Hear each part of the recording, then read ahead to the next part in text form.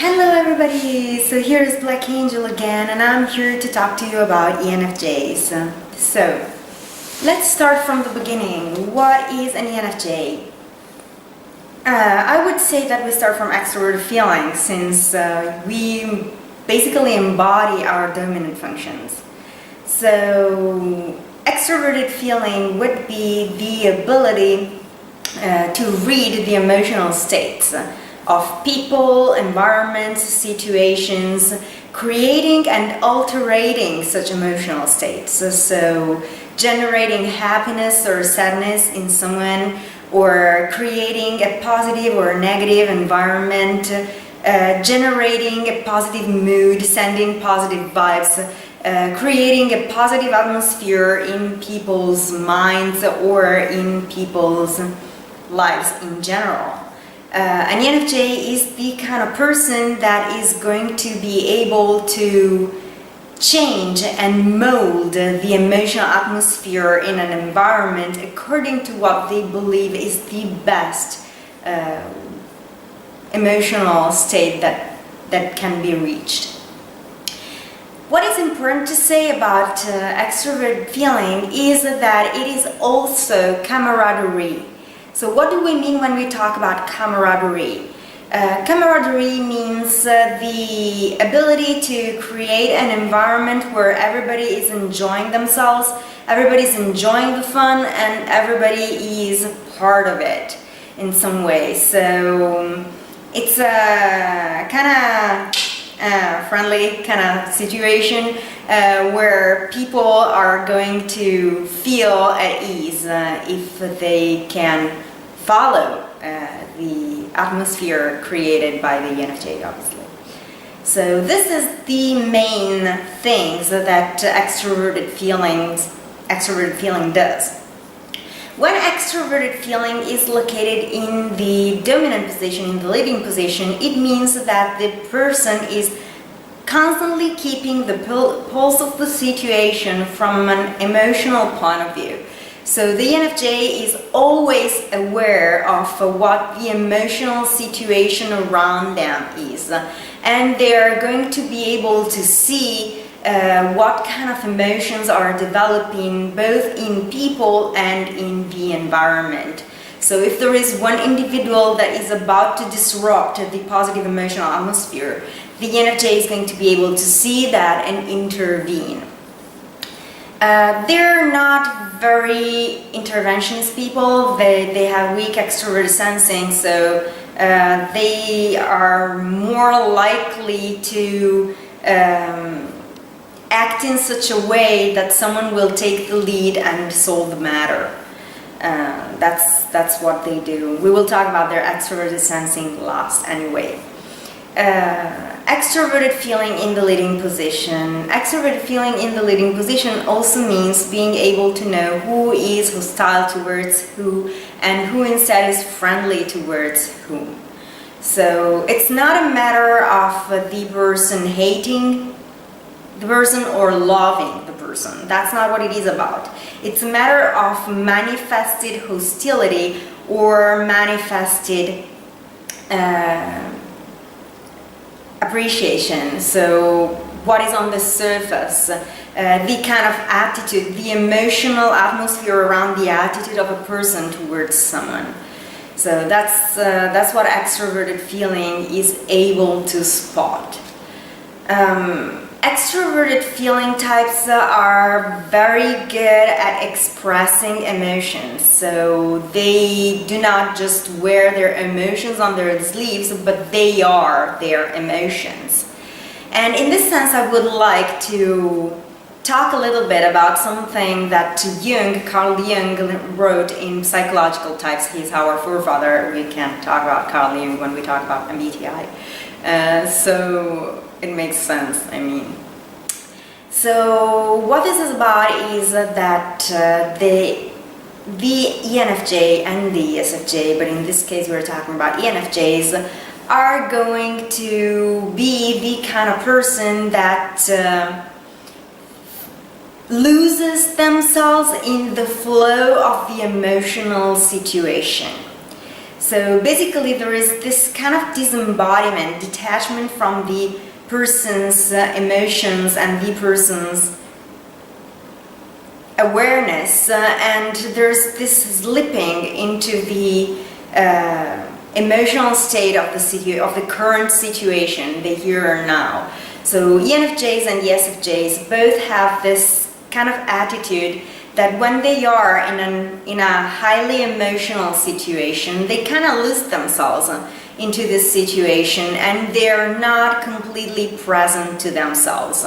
So they become the emotional situation, and therefore they have very little control. They are highly emotional individuals, and these emotions are very well expressed outwardly. They're very blatant. So the ENFJ becomes the emotional situation, and they embody the emotional situation. They tend to have a very us versus them kind of attitude, meaning that they have their people and people that they consider evil. So if an ENFJ places you in their evil stack, you're very unlikely to get out of there.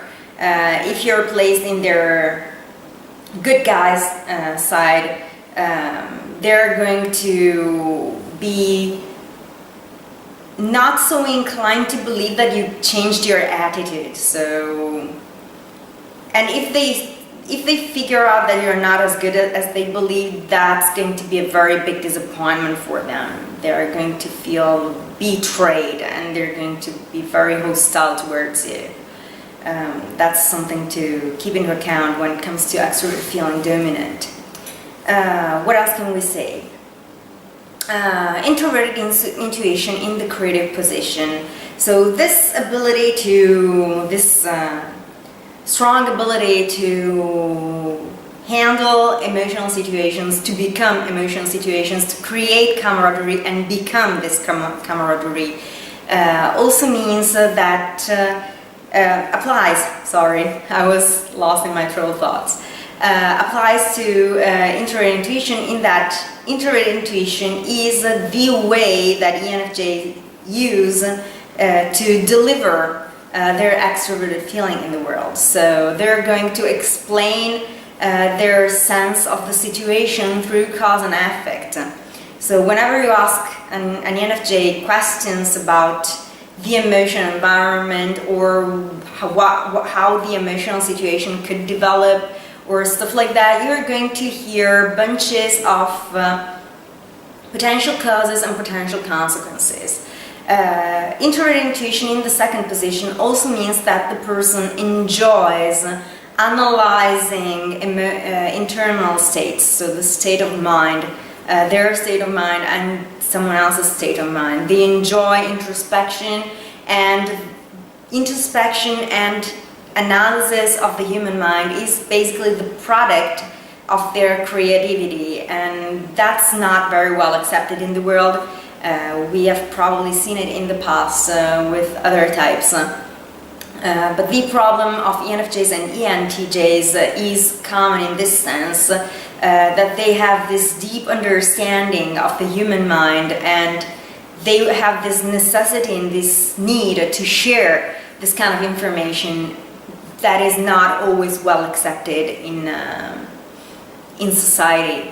So they have difficulties finding the application of their creative function. But anyway, what it is about, it's analyzing people's state of mind. So there's a difference between introverted feeling, which is about the person's attraction, repulsion, loves and hatreds. That's feeling, that's the personal emotion of the person, the personal feelings of the person towards something. Whereas introverted intuition concentrates on this state of mind, which is pretty different if you check it out. Feelings and state of mind are two different things, and emotions are another thing. Anyway, yeah, they get so far into needing to analyze the human mind that sometimes they can end up digging themselves and trying to figure out to solve their personal issues that maybe don't even exist, especially when it comes to ENFJs. ENTJs are a little bit more rational individuals because of that extroverted thinking, but ENFJs are completely irrational beings, and therefore if their current state tells them that they need to analyze something, then they're going to dig themselves and start trying to figure out what the hell is going on inside of them and try to find solutions to problems that could even not exist. So that's a characteristic of ENFJs that I personally consider extremely cute and funny to see from outside, obviously, because it must be somehow difficult for the ENFJ themselves. Anyway, yeah, this is what introverted intuition in the second position does. Introverted thinking in the last position. Now, this is something that has struck my attention a lot, because having introverted thinking, in the lowest possible position means that the person normally has difficulties understanding things. Now, this difficulty is exponentialized in ENFJs, ESFPs, and ENFPs because of the absolute weakness of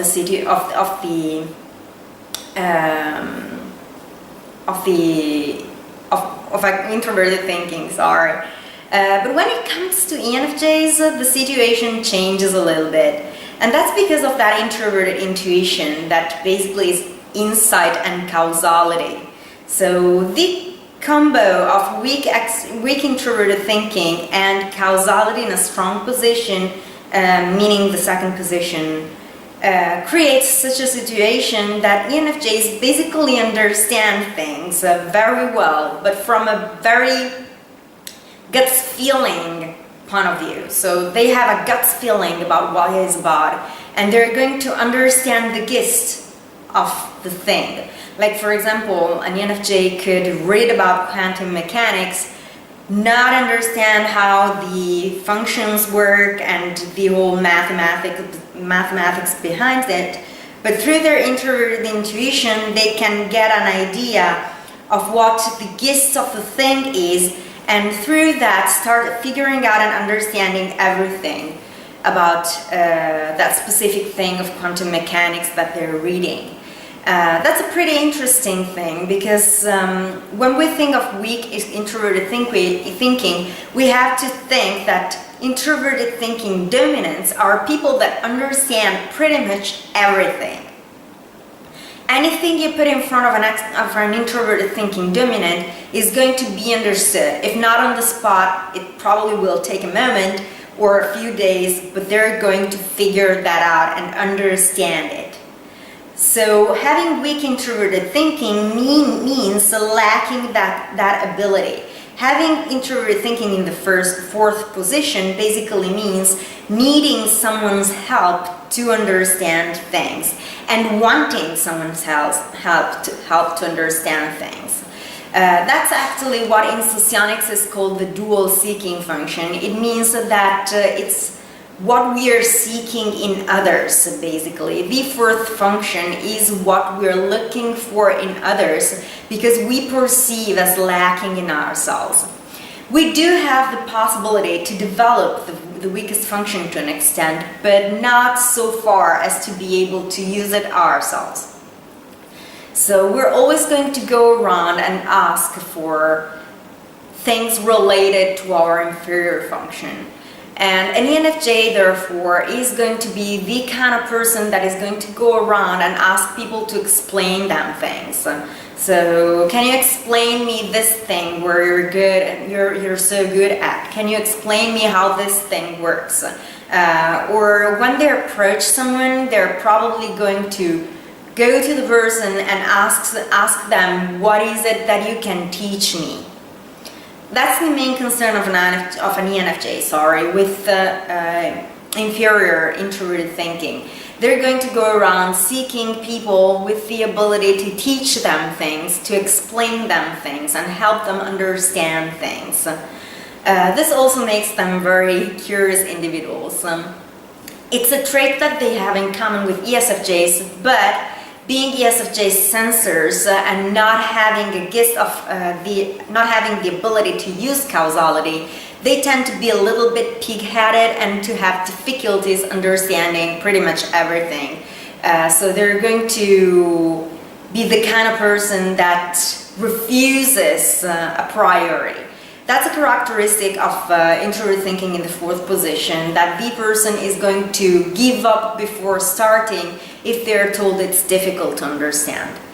But it doesn't apply very well to ENFJs because, like I said, ENFJs know that through their introvert intuition they can get a gist, and from that gist they can start understanding. So an ENFJ is more likely to have the kind of mentality that if a human being made it, then I can understand it. That's the kind of mentality that an ENFJ is going to be more inclined to have.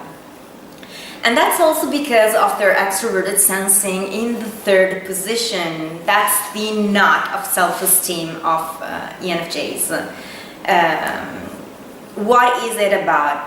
They want to be strong in some way. They want to be strong, they want to be beautiful, they want to be powerful. That's something that is very important to ENFJs and ENTJs, to obtain some degree of power. Not to be the utmost powerful person in the room, but to have enough power to consider themselves powerful. And that's because that is the basis of their self-esteem. So an ENFJ will want to be beautiful, will want to look beautiful, they will want to have some sort of political influence in the environment they belong to, and they will need an audience. An ENFJ needs to have an audience, to have people listening to them and considering them high. That's also part of their self-esteem. But anyway, yeah, the knot of self-esteem of an ENFJ is extroverted sensing, and that means that even if they do have the ability to have their boundaries respected, it is very difficult for them to stand up for themselves. So they can and they do, but it's not so easy. So they need some encouragement from outside. Just a little bit of encouragement. If an ENFJ needs someone to basically stand up for them or stop them from disemboweling someone, like we said in the previous video, an ENFJ instead knows roughly when to stop, and they know roughly how much strength to apply, but they will have issues figuring out when it is time to enter action. So they know basically what they should do and that they should be doing that, but they need encouragement from outside, and that's where the ISTP is their dual, because the ISTP has the ability to prompt the ENFJ to action, to actually do what it takes. So yeah, this is another thing about extroverted sensing. Extroverted sensing knows what is necessary to do to achieve a specific goal. That's also a little bit of introverted thinking there. Introverted thinking knows how to proceed. It's basically logic, cold logic. So anyway, extroverted sensing also helps in that, and you can see that especially in weak extroverted sensing, where people, INFJs and INTJs specifically, know roughly where they're heading but have no clue where to start to get there. Whereas an ENFJ instead knows exactly where they want to go. They know exactly what their goal is. They know roughly what they should be doing to get there, but they need a little bit of input from outside to refine their strategy and to actually take the steps. I have an ENFJ friend that likes to say a lot, I need to be whipped into things. So like I need someone to whip me to keep me on track and keep me doing. That's a characteristic of ENFJs. Again, a difference with ENTJs. ENTJs, highly rational individuals. ENFJs, flighty, emotional, and extremely ungrounded individuals, like INFJs. INFJs and ENFJs are the most irrational types that you can find in Mbti.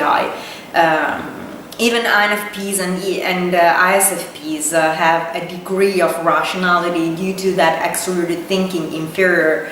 ENFJs and INFJs have a rejection for extroverted thinking, which is grounded logic, and therefore they tend to be very abstract individual and very, very irrational. So that's why STJs do not like them. What else can I say? With whom do ENFJs get along? Now, this is a very interesting topic.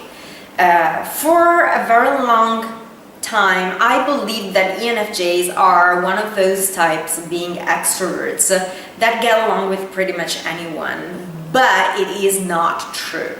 INFJs are more likely to get along with people because their lack of focus on extroverted thinking makes them oversee what is going on around them, whereas ENFJs are fully aware of the rejection of people towards their being alternative or being non-conformist, because even also ENFJs are very non-conformist. But from their point of view, it's more rational awareness about being alternative and a rational rejection of conformism. So that's how it works for ENFJs. So they have a tendency not to get along with people, also because they are a little bit turbulent, so in their emotional displays. So some people can overreact to that, like for example the NPJs or the STJs would overreact to an ENFJs or even an ESFJs, sorry, emotional outbursts, because they can be really exponential. But one thing that should be said is that ENFJs are never going to tell you they hate you. They're never going to send you to hell, never going to yell at you fuck off or stuff like that. They will never do that because they're going to be afraid to hurt your feelings. So if they care about you, they're going to avoid that kind of language. That's another trait of an extroverted feeling in the first position. And they have a psychological struggle whenever they feel the word coming out. And they get blocked, and they don't pronounce it. So where was I? With whom do they get along? They can have pretty turbulent lives, like get along with a bunch of people for some time and then these people become the devil, and then they start getting along with some other people, and then they are in a group, they quarrel with everybody, and then they enter another group, they get along with everyone, but then someone comes in and they spot the emotional issues with that person, so they start saying things that this person doesn't like. So they can have a pretty socially turbulent life, and they can even spend periods completely alone when their internal emotional state is so turbulent that they really have issues handling the situation, because that's what happens. They get so involved in the emotional situation that they lose control. So when that happens, it's explosive and exponential. Like I said, they have two-dimensional, that's how it's called,